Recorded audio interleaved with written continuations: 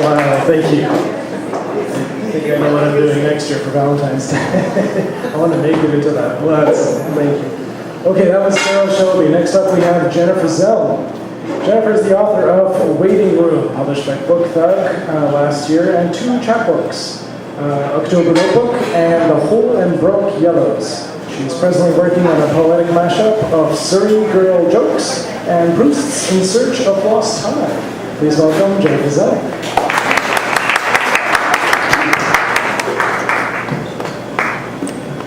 The lights are so bright.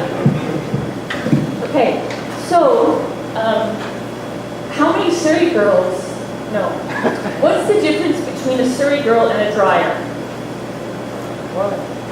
You have to really think about it and ponder. And instead of saying difference, say différence to sound French and smart. But unlike other jaded people, I'm a hopeless romantic, and I love all of you, and you're all my Valentines. And I have a certain penchant for women born in either 1970 or 1979, between the days of November 25th and November 28th. And I have one such lovely, tall, introverted muse over there, and she and I did the most basic bitch thing, and we went to Paris. Right after I finished reading Proust, me in the English because I don't speak French, and we'd both taken BuzzFeed quizzes, and she got marked as a basic bitch. The thing is, she's so sweet and honest, and she saw the picture of Taylor Swift and clicked on it, and then you're dead. Whereas I'm just like, avoid Taylor Swift, and then I was boss bitch. But there's nothing basic about her at all. So anyways, this is our basic bitch poem, and it's called Crepuscule, Basic Bitch Variations. And crepuscular is a word that I learned from my sister, which means up or pertaining to the twilight. And the first, and I'm trying to go for a blue theme because the first is called Bleu, or whatever, you know how they would say it in French, which is civil twilight, which is the one painters always go wild for. The sky is different here, you said, basic bitch, awe unchecked, and you meant, I think, violets seen first on particle board reproductions in our separate suburban childhood. You meant nautical borders between North Shore and the city, the valley and the city, never reflected a light that compels us to speak of gloaming with the word that reminds us of breakfast, customer. 2, summer vacation. I read the first 4 paperback volumes of Alain Recherche du Temps Perdu in translation on the island, as we call it, as though there were only one. On breaks from a summer job archiving open access articles and trashing oligarchies in scholarly publishing because the Journal of Collateral Adjectives is such a steep subscription. On my back, beneath the silver maple, I finally made my peace with trees. Thursday evenings, I perched by the life vests on the ferry, accepting the fact of islands whose names I'll never know. In September, I slogged through The Captive, The Fugitive, and Time Regained on the soundstage of our city. Distracted by a standing passenger in what we now call middle-aged, who mumbled as we passed light industry in Far Eastern SROs that he read the comic book version. The incident of the metal ends, I misheard him, trying to remember the name of the Lovecore band, palm sweat slicking into the steel handrail, drip dampening the pages of my open book. 3. This is called Wind Wolverson and Lattes, because basic bitches love lattes. But this is how you know I'm a boss bitch, not a basic bitch, because I only drink Rockstar. In the station of the metro, there were many flights of stairs and no elevators. Please offer seats to war veterans, the cripples, and passengers over the age of 75. Enormous, you betrayed our West Coast affiliation, up-talking French to merchants who replied in English, alienating our elderly neighbor by addressing her as Tu. You took the stairs 2 by 2, navigating stations like a Civil War general. You saw a piece of ground and knew how to use it. Stalking through Christmas markets and museums while I paused to block flashes in front of water lilies. You bought nothing in gift shops but in gardens of historic sanitariums. You taught me slow walking, and how to forage. The tops of fruit trees,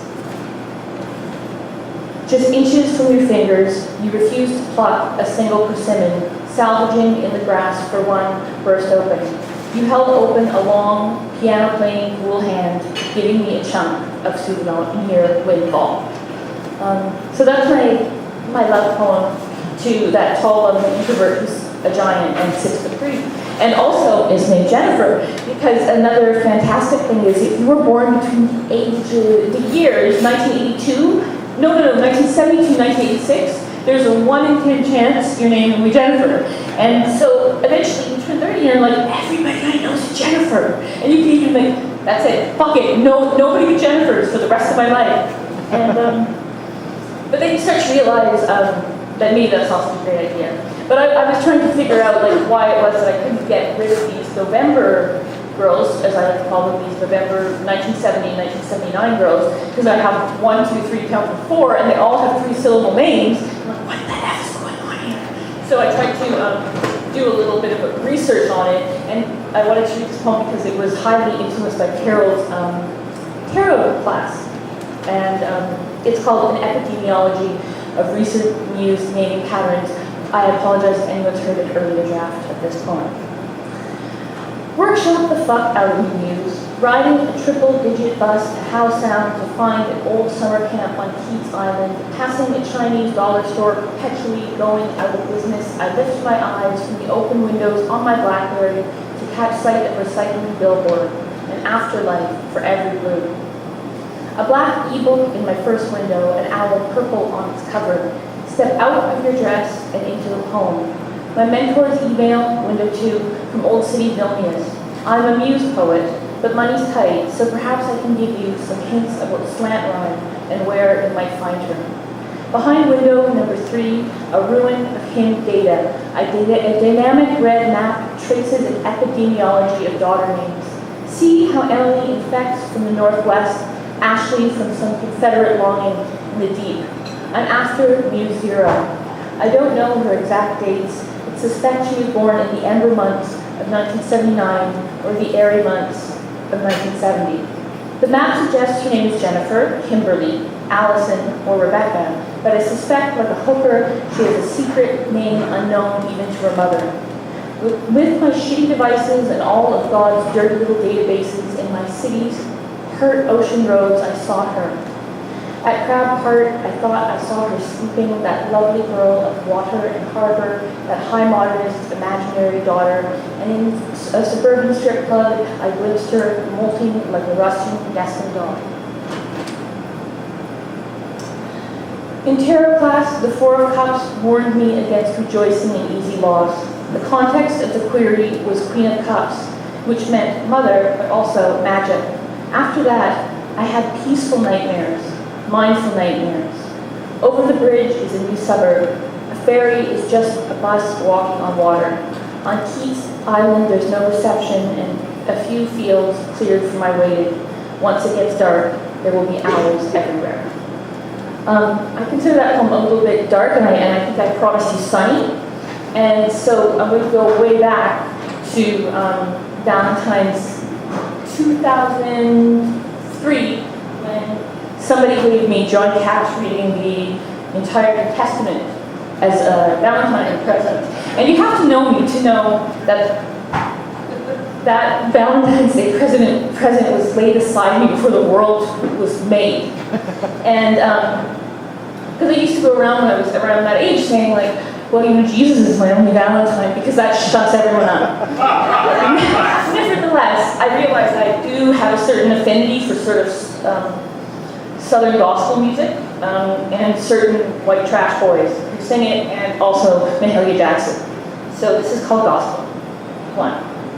The false bottom of a gospel song, epic crescendo conclusion, pause, a cappella rebirth, resurrection. 2. Mahalia.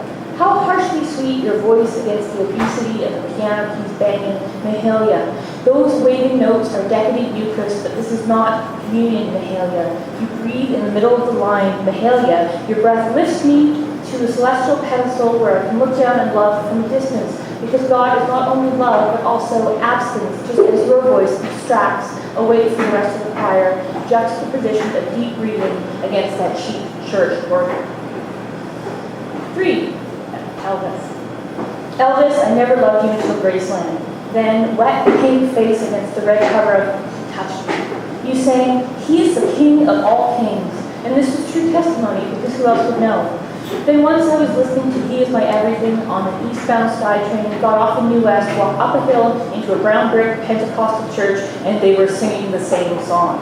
Grace, how God forgives the off-key voices and doesn't scoff at black velvet paintings. 4. The other JC. For the first strong handshake introduction, Johnny practiced his birth and knew about hard time, walking lines, and only 20 years later did I discover what you really did on Sunday mornings. And then, revelation on borrowed CDs, one speaker broken in my teeny basement. Your voice was baritone apocalypse, Damascus always just off, past some spaghetti western horizon. On Valentine's Day, I unwrapped your voice. New Testament, off-key, man in black, hallelujah. 5. Holy ground so elusive, wishing I could discover some white clapboard church house ideal, easily distracted by tacky details, Bible spine never cracked, dirty carpet beneath the pews, sapphire Jesus painting in the vestibule. Other times I just long for those cheap thrills, Latin, stained glass, and incense. But even then, I know that time and space are too big to be contained anywhere but in the hands of the gospel soloist. In the split second of eternity between the clap and the praising hand held high, the old account settled long ago, the whole world in those magic hands. Thank you. Happy Valentine's Day.